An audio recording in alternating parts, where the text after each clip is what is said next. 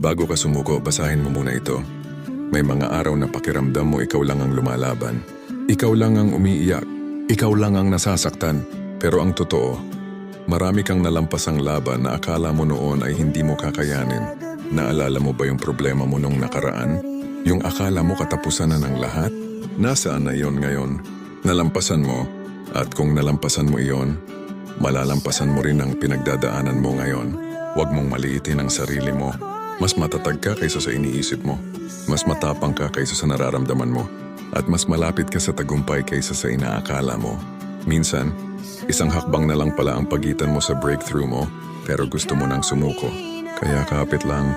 Dahil may mga bagay na hindi agad ibinibigay ng Diyos, hindi dahil ayaw niya, kundi dahil gusto niyang maging handa ka. Kapag dumating na ang mga ito, ang paghihintay ay hindi parusa.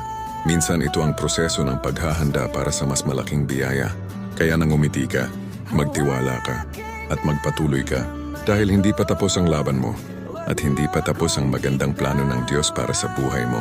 At kung magustuhan niyo ito, please follow and share.